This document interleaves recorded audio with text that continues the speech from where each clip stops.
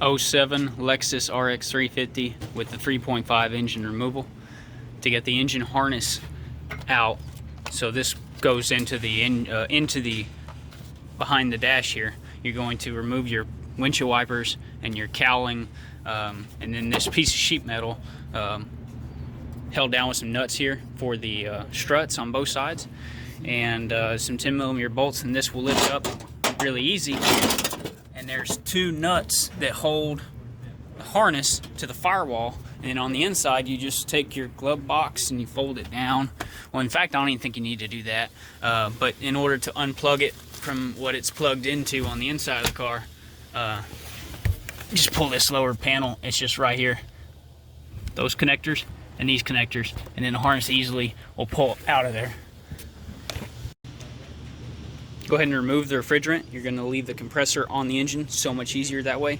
In this bracket here, you do not have to loosen these two bolts, just these 3 bolts on top and these 2 nuts, and your motor mount bracket, of course, after you get the torque strut removed, will come off.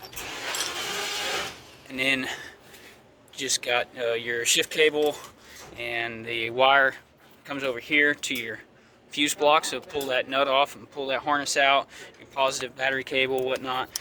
Pretty much you got your heater hoses here, so lay them over, then your radiator hose, and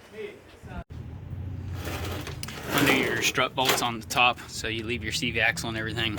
Just hang your brake caliper and your ABS wheel speed sensor. This one's not slotted, but I still marked it just to make sure I wasn't going to change alignment. Of course, your sway bar in link. Now your strut stays with the body. Underneath that, ISS shaft, exhaust, disconnect it here, and then go ahead and remove your pipe, because you're going to need the pipe out of the way when you get this, when you go to pull the motor out. So it's best to remove that pipe right now. Transmission cooler, and disconnect right here, and disconnect right here. For the power steering cooler, you got one connection here, and don't forget the big hose on the bottom of the reservoir up there. That's going with the engine. And disconnect your oxygen sensor. Well, you're gonna do that when you drop the pipe. Like I said, take your AC lines off. You will need to remove the battery for this one ground bolt under. Okay, so once you start going up with the car, this line here is gonna want to hit this solenoid on the front motor mount. So go ahead and remove these 2 bolts, get this line out of the way. Also remove this little Y pipe here, because it wants to go up with the body, but it can't because it's up against here. So that happens.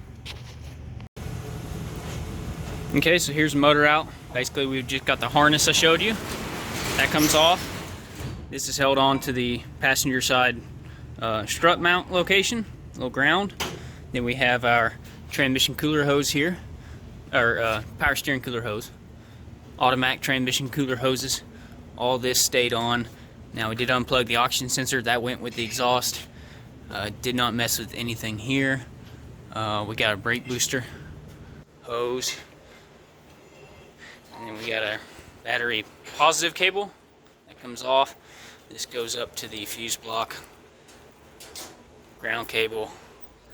This goes underneath the battery, the eyelet, and over there is also underneath the battery, those electrical connections. And we have this little piece here that goes on the driver's side, firewall area somewhat. And then you have fuel line, heater hoses, radiator hoses, shift cable, ISS shaft,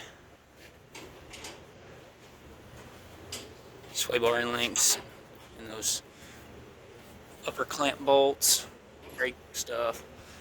We left this cat on, just disconnected that pipe, and then pulled the Y pipe so when it catches, it was coming up. That's pretty much it. Oh, and the reservoir hose for the power steering pump reservoir. Up here is where the fuel line was. We've got the radiator hoses. There's your transmission cooler line connections right there. Your power steering line connection for the cooler. Get your AC hoses. Brakes, struts, ABS wheel speed sensors. Pulled this fender liner out to give me some more access. heater hoses, shift cable. That's it. You can get that lower CV axle mount bolt out with your flex head Matco from the bottom. You gotta get this motor mount out of your way to pull the engine out of the transmission. I tried to remove just this top bracket, would not come out.